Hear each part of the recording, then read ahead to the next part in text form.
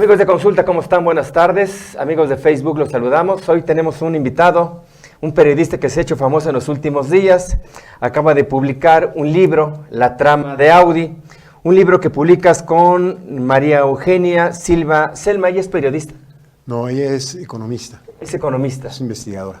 ¿Y por qué decides hacer un libro a la limón con un economista y no con un periodista? Porque no se puede hablar de Audi sin entender qué cosa es Audi y la industria automotriz y el importantísimo clúster llamado del Centro en el estado de Puebla y Tlaxcala. O sea, si queremos entender lo que ocurrió en la implantación de Audi, hay que entender por lo menos de qué está hablando de la industria automotriz. Ya. El propósito, ella tiene una valoración muy lograda de por qué no era el sitio ideal, ¿no? Porque había mejores sitios y con una inversión mucho menos costosa, ¿no? Y por eso la invitamos a participar con nosotros. He leído ya algunas referencias que han hecho al libro. El Reforma la llevó como nota principal el día domingo. Así es. Se publicó también en El Consulta y en otros medios. Así es. Lo que he leído es que hay una trama donde hay una mezcla de negocios, tráfico de influencias. A los campesinos se les compró muy, pero muy barata la hectárea de tierras ejidales. Estas después pasaron a funcionarios, y esos funcionarios se las vendieron al gobierno, y después el gobierno las transfiere a Audi. Y hay también todo un entramado de lo que realmente costó la inversión. Y manejas una cifra que me dejó pues con escalofríos. Me dices que el gobierno del estado invirtió en el proyecto Audi y la ciudad modelo Prácticamente 1.321 millones de pesos. ¿Qué es el equivalente de dólares, perdón? ¿Qué es el equivalente de lo que Audi invirtió en la planta? Así es. O sea, ¿salió más caro el caldo que las albóndigas? Sí, obviamente todo hay que verlo en perspectiva. La implantación uso esa palabra implantación porque es una palabra de los españoles de Idon. Ellos hablan de una implantación de una vocación inducida. ¿Idon es la empresa que hace el estudio? Es la empresa que hizo el ordenamiento, el programa de desarrollo regional sustentable. Lo que da origen a la ciudad modelo. Lo que da origen a la ciudad modelo, pero hacen un estudio más amplio de una especie de ordenamiento. No le pusieron ese nombre, la figura del ordenamiento territorial. ¿Esta es una empresa española? ¿Es una empresa española? Es una empresa española. La UAP hizo un estudio previo que finalmente fue rechazado por el gobierno de Moreno Valle porque pues, no le dijeron lo que quería escuchar. En pocas palabras, el estudio de la UAP no propuso una ciudad modelo. ¿Qué propuso el estudio de la UAP? Propuso un manejo mucho más racional a partir de las localidades existentes. Es decir, también ya tomó como un hecho que se iba a poner ahí Audi, hicieron una investigación, las dos empresas hicieron su chamba, digo, las dos partes, también la UAP y la empresa española, de ir a fondo al conocimiento de la región. Creo que ahí las partes son profesionales. O sea, ambos estudios partían del hecho de que Audi tenía que instalarse en San José, Chiapas. Así es, exactamente. O sea, digamos, eso no estuvo... Nunca estuvo en consideración contraria. Entonces, en el caso de la UAP, que es un estudio que se hace en el 2013, ¿no? Ellos le dicen al gobierno, bueno, si la vas a poner ahí, ojo con las inundaciones, ¿no? Pero el modelo de crecimiento regional, fúndalo en las comunidades existentes. Hay un montón de baldíos, o sea, tienen territorio cada pueblo para pensar en un desarrollo racional de vivienda. No generes un nuevo núcleo. ¿Qué es la tesis contraria del despacho español? El despacho español dice un nuevo núcleo urbano y el gobierno en todos sus documentos ya le llama así, nuevo núcleo urbano, ciudad modelo. Eso ocurre en el 2015. Ese estudio es 2014-2015, finales del 14 y lo entregan en el 2015. Digamos ya cuando está por arrancar la propia empresa de Audi. Yo quisiera irme al conjunto, ver el conjunto, porque es como debemos, creo, entender no solo esta investigación, sino el propósito mismo. ¿Qué estado tenemos? ¿Qué gobiernos nos hemos dado que proponen desarrollos estratégicos sin preguntarle a nadie, simplemente sin tomar en cuenta una opinión acabada de muchísima gente que pudo haberla dado, ¿no? Por ejemplo, a la propia UAP, ¿no? ¿Quiénes de la UAP hicieron el estudio, recuerdas? El Instituto de Ciencias Sociales y Humanidades, ¿Ah, sí? Paco Vélez. El famoso Instituto Ponchito. El Instituto Ponchito, que no es ningún ponchito, es un ponchote, es decir, hay gente muy capacitada ahí, ¿no?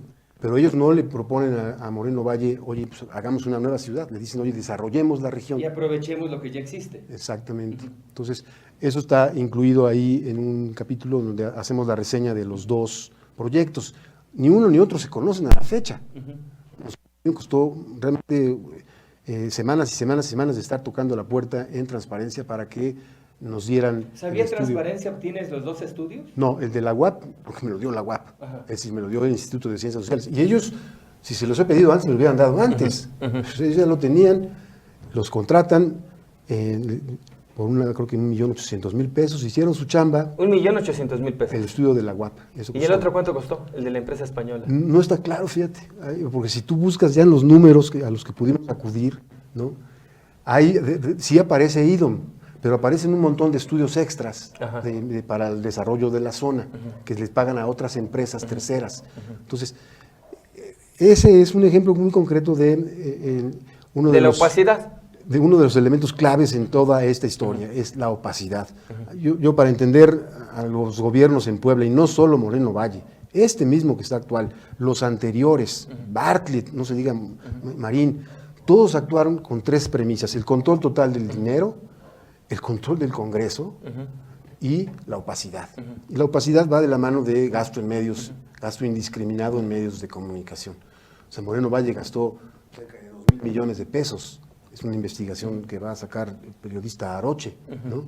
2.000 millones de pesos pagados no a Puebla Comunicaciones, sino a un montón de dependencias de toda índole en comunicación social, ¿no? Entonces, la opacidad lleva de la mano el tratamiento de los medios. Entonces, estos tres elementos a mí me permiten valorar cómo ocurrió el programa regional Angelópolis.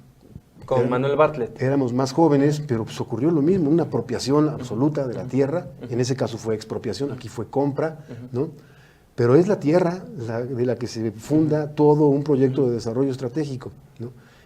Y en el extremo de la opacidad está el nunca poner a una discusión democrática lo que el gobierno quiere hacer. Todo es impuesto. Y ese es un poco el propósito de este libro, es ver la película completa, ¿no? Ahora, comenzaste diciendo que había otras propuestas, otras alternativas para instalar Audi en una zona diferente a San José Chiapa. Bueno, nunca las propusieron, pero sí, bueno, estaban otros estados, ¿no? Y bueno, sí, o sea, Querétaro, Guanajuato, bueno, sí, exactamente, que pelearon. O sea, pujaron por la instalación de Audi. Cuando fue derrotado el de Querétaro, él dijo, no se puede uno bajar los calzones, así. Sí, recuerdo esa declaración, sí. Con los impuestos. Si la gente... Sí, Rafael Moreno les dio terrenos, les condonó impuestos, les dio 1,000 facilidades. Es un contrato que aquí está descrito y que se va a poder ver en línea.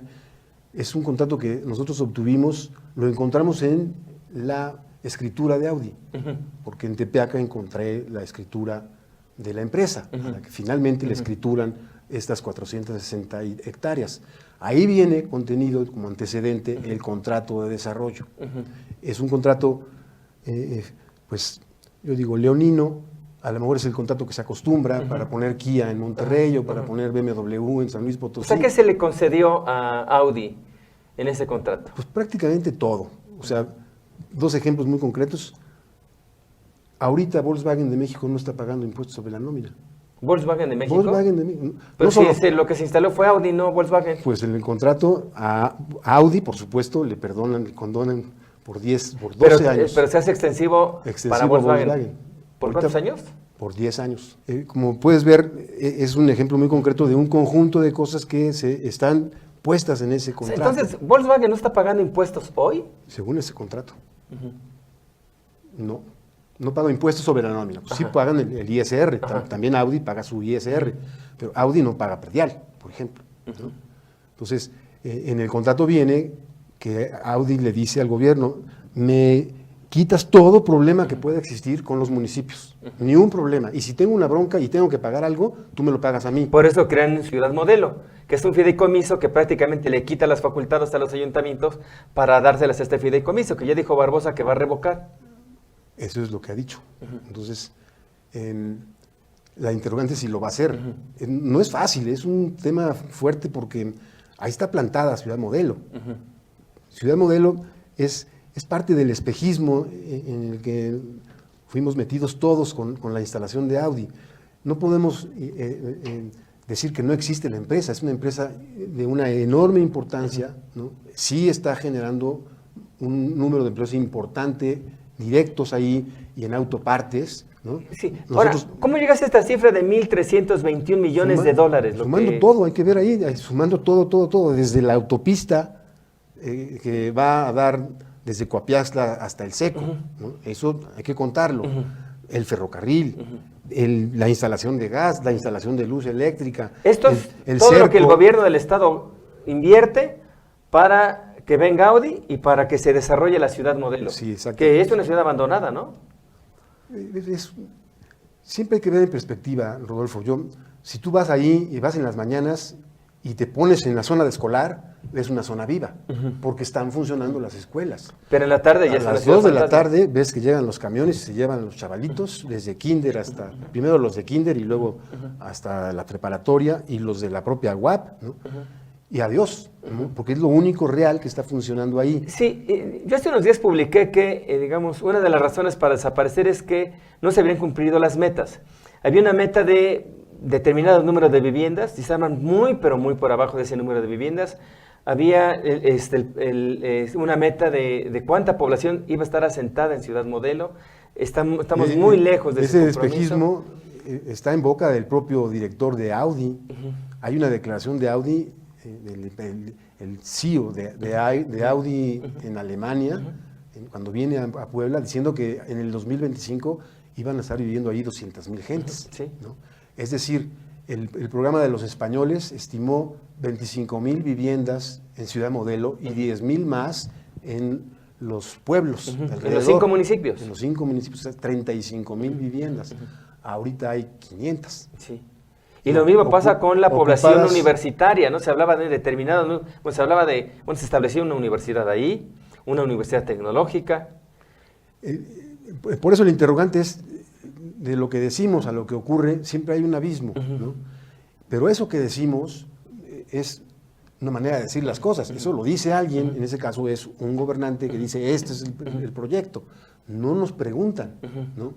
Es decir, sí pudo haber habido una participación de la sociedad mucho más intensa y acabada para decir, oye, este proyecto, ¿por dónde y cómo? Para que sea positivo, desde la compra misma, la adquisición de la tierra. No puedes pensar esto sin la tierra de los campesinos. La mitad de la tierra de la plataforma Audi era de un ex hacendado o un hacendado, actualmente no es ex hacendado, sino de una ex hacienda propiamente, y la otra mitad de ejidos. Donde ocurre la irregularidad en la adquisición de la tierra es en el ejido. Allí los funcionarios públicos se hacen ejidatarios y después con el dominio pleno, con la propiedad a su nombre, de lo que le compran con dinero, quién sabe de dónde sacan, a los campesinos, le vende al Banco Estatal de Tierra. O sea, según leí en Reforma, digamos, estos particulares convertidos en funcionarios compran la hectárea 8,500 pesos. La hectárea. Ellos se hacen ejidatarios. Digamos, se hacen ejidatarios. Hay que entender eso. Para comprar el ejido en México. Avecindados ejidales, ¿o cuál es primero te tienes que hacer avecindado y tienes que ser aceptado por la asamblea, ¿no? Y luego te tienes que hacer ejidatario y tienes que ser aceptado por la asamblea. Y después, en una asamblea muy complicada porque requiere por lo menos el 75% de los ejidatarios y la presencia de un notario, ¿no? El ejido tiene que otorgar el dominio pleno, avisarle al Registro Agrario Nacional, oye, esto lo vamos a pasar ya a dominio pleno, que es la manera de denominar propiedad privada de la propiedad social, ¿no? Entonces, ellos para hacerse del dominio pleno pagan 8,500 pesos por hectárea. Eso es lo que dicen los campesinos que les pagaron. Y después, estas mismas personas, que entiendo que son 6, venden la hectárea a 523,000 pesos. Varía, el promedio es ese. Es el promedio. Hay un promedio que va de los 300, hay a una chipileña que le pagan a 1,000,000 de pesos la hectárea. Porque ahí ¿y esta enorme diferencia? Bueno, es la pregunta que uno dice. A ver, Audi pagó, según el contrato, $2 millones por 460 hectáreas. Eso da alrededor de 65,000 pesos la hectárea. Los campesinos dicen que se las pagaron a 85. Estoy hablando No, a de 8,500 pesos. Es decir, 85,000 pesos la hectárea. Ajá. ¿No? 85,000 pesos la hectárea. Es decir, 850. 650, 65, 850, 85. La tierra de Finza ya la vendieron los campesinos a 100 pesos el metro. Fíjate nomás lo que subió en muy poquito tiempo. Cuando los campesinos se dieron cuenta, es para Audi, ya no me van a contar, ¿no?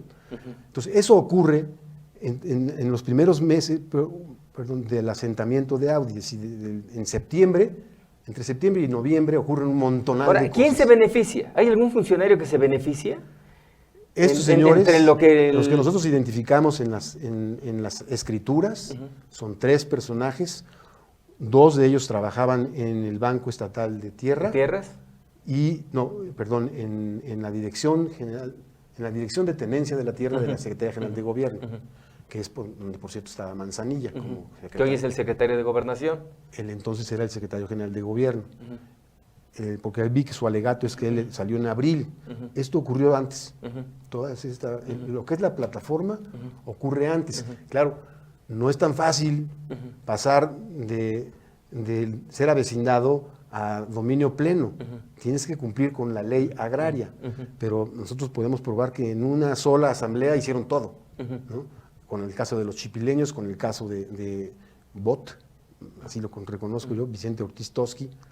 Es decir, nosotros hicimos una investigación a fondo, ahí sí, con todo el cuidado del mundo, con las escrituras que encontramos en Tepeaca y porque son muchas escrituras, y con las actas de asamblea ejidal. Bueno, y estas personas que compran la tierra de los campesinos, ¿de dónde obtienen esos recursos? No sabemos, se la venden al Banco Estatal de Tierra. Y el Banco Estatal de Tierra es quien paga estas cantidades que estamos diciendo, un promedio de 523,000 pesos. Pero a unos, al hacendado le pagan a 750,000 pesos. Pero por lo que entiendes son empleados menores. Pues no tan menores, que ocupan pero que eran directores o jefes de departamento, ¿no? Sí, eran, yo creo que los que fueron a hacer la gestoría. Como diría Barbosa, nada de esto pasa sin el consentimiento del gobernador o de los secretarios. O sea, ¿tú crees que los secretarios están libres de esto? Es difícil ahí aventurar.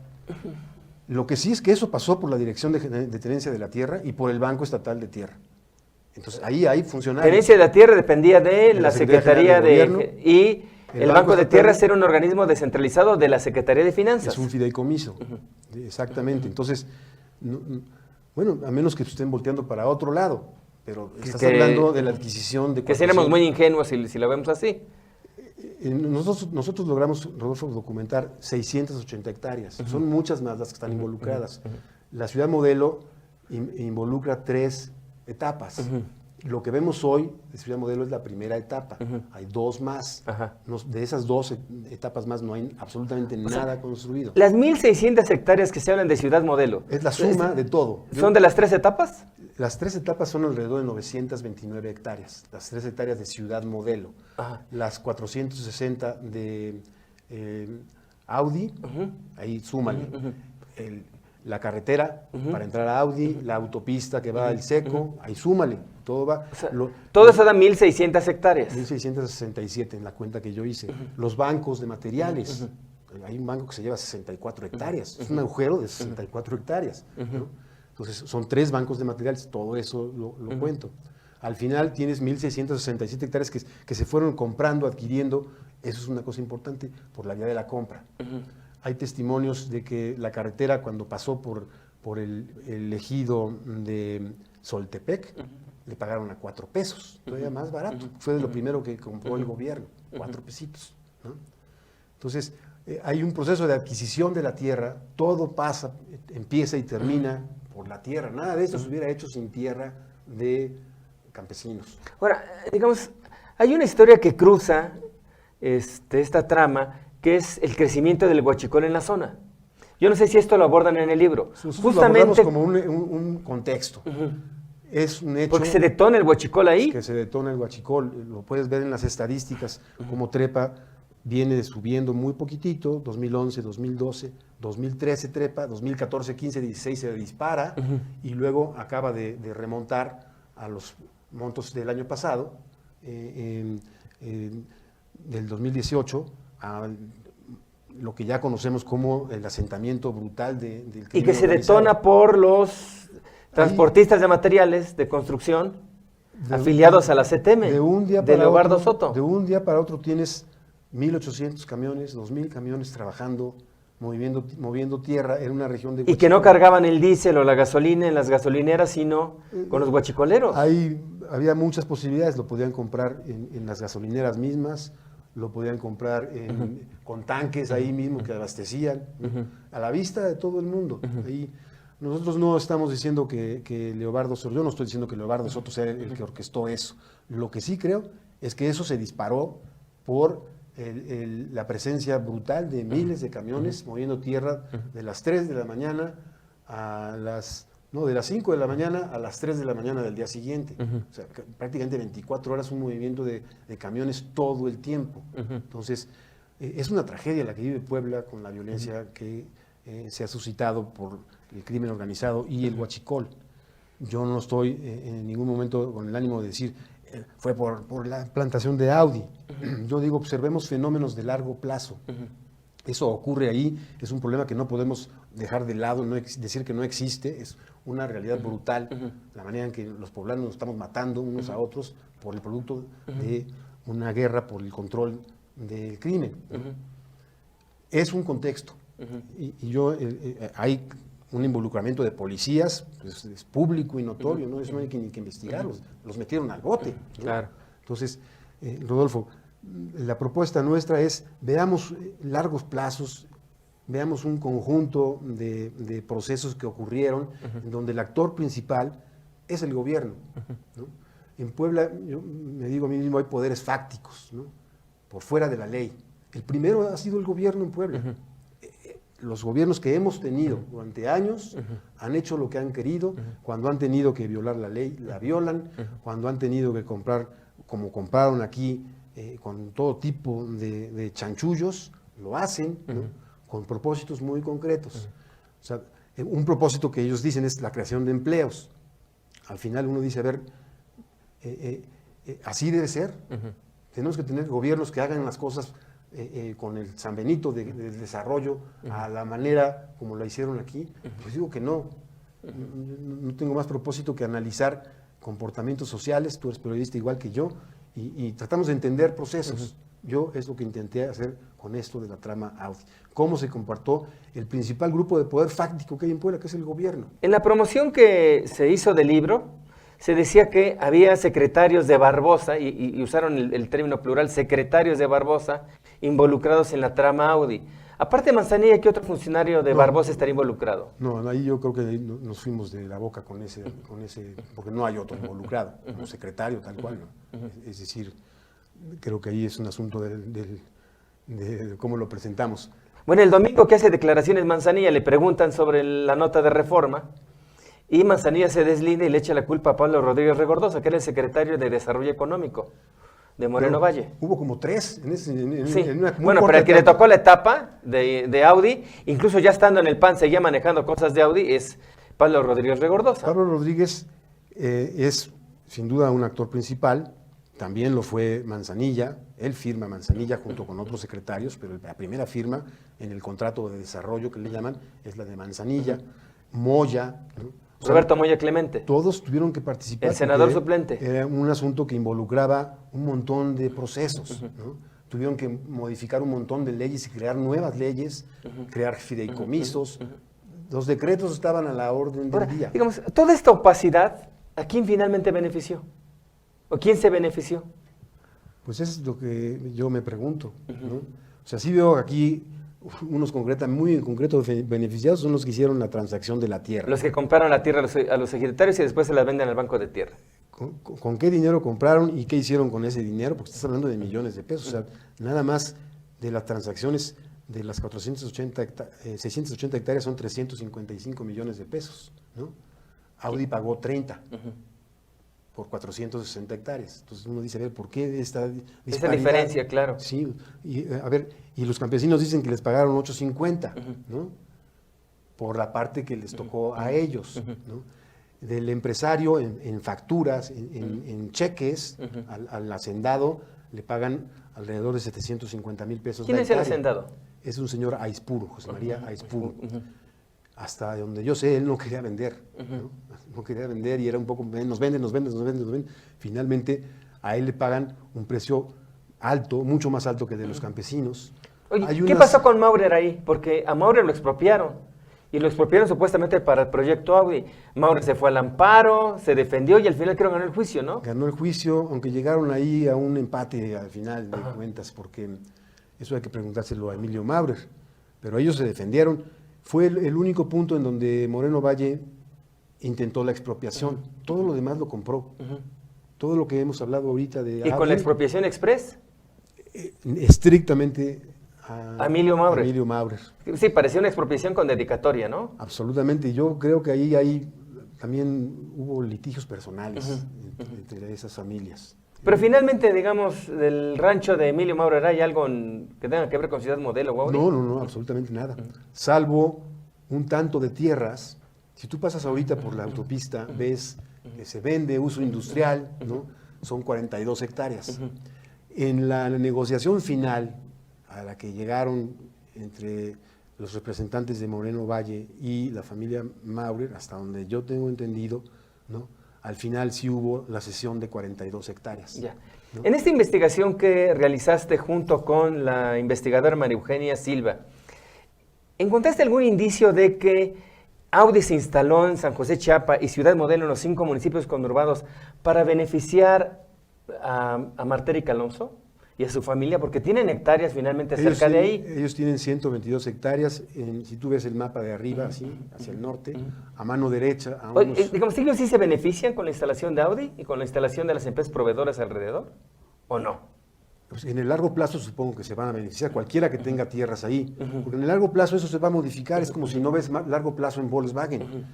Tú ves el mapa de 1984 y Volkswagen es un punto blanco fuera de la ciudad de Puebla, y ahorita pues es un abarrotamiento ahí. ¿Pero tú crees que se hizo pensando Ciudad Modelo y Audi para beneficiar a Marta? O sea, yo francamente no creo eso. Eso se dio como ¿Fue un circunstancial? Hecho. Fue circunstancial. Yo supongo porque esa tierra ellos la tienen desde muchos años antes. Ahora, viendo las cosas con perspectiva, como dices, ¿tú crees que al final lo que se hizo en San José Chiapa y en otros municipios de Ciudad Modelo va a terminar beneficiando a Puebla? ¿Tú crees que va a finalmente ser una buena inversión lo que se hizo ahí? La sociedad nuestra está completamente encadenada al bienestar de esa industria. Sí, por eso dicen que cuando le da catarro a Volkswagen, al Estado le da gripe, ¿no? Es que, mira, aquí yo te mostré hace rato la lista enorme de empresas. De empresas, son más de 170 empresas. Aquí está la lista, si lo pueden ver. O sea, esta es la ¿Y estas empresas se instalaron dónde, Sergio? ¿Están en Puebla y Tlaxcala? Están en Huejotzingo, Cuautlancingo, Puebla, Tlaxcala. O sea, sí se cubre el corredor de Tlaxcala. El corredor de Tlaxcala, sí.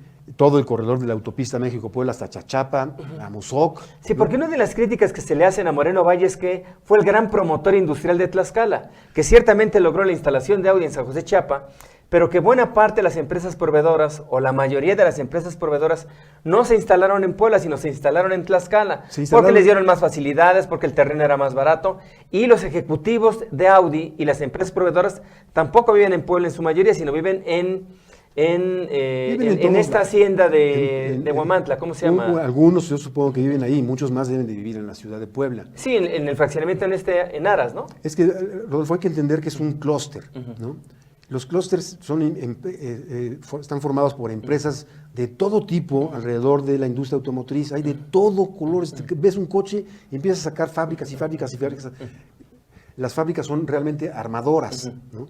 No producen las partes ahí. Entonces, esta realidad supone que en Puebla, en los últimos años, por Volkswagen, por el Tratado de Libre Comercio, se desarrolló un clúster del centro, distinto del que existe en todo el corredor de Querétaro hacia San Luis Potosí y el corredor de Guanajuato. alrededor de De Silao. Aguascalientes y... Exactamente, y luego en el norte hay otros, en Monterrey y en la zona de Saltillo, son empresas, muchísimas instaladas alrededor de armadoras, ¿no? En Puebla ha ocurrido lo mismo, con Audi se profundiza ese proceso. Entonces, decir que no va a tener una repercusión en los empleos pues sería una tontería. Claro que tiene una repercusión y siempre va a ser positivo que alguien trabaje y que trabajen miles en un proceso industrial. Lo que creo que tenemos que hacer es ser conscientes de la apuesta que ha hecho la sociedad poblana por la vía de sus gobiernos y las consecuencias que tiene. Hay consecuencias de mediano y de largo plazo y unas muy inmediatas. Sí hay una consecuencia ahorita en una ciudad fantasma modelo. Bueno, podría ser una ciudad próspera que estuviera funcionando. No es así. Tenemos que entender por qué no se desarrolló como se esperaba ciudad modelo, ¿no? Tenemos que entender por qué se comportó la industria de autopartes como se comportó, es decir, no se instaló en el entorno de San José, Chiapas. Se fue a Tlaxcala, se fue a Cuauhtancingo, se fue a Huejotzingo, las nuevas. Y muchas otras ya estaban ahí, dijeron, yo te vendo, ¿cuántos quieres? Te lo vendo, ¿no? Es decir, el clúster funciona de esa manera y hay empresas que están claramente ligadas en lo inmediato, le llaman el Just in Sequence, ¿no? Son empresas que están instaladas en la plataforma de Audi. Ahora, ¿qué se tendría que hacer? ¿Qué recomendarías? Desde tu visión como periodista, por supuesto. Yo ahorita no es que recomiende nada. Lo que digo es, a ver, hay un montón de procesos que están ahí pendientes, ¿no? ¿Qué va a pasar con Ciudad Modelo?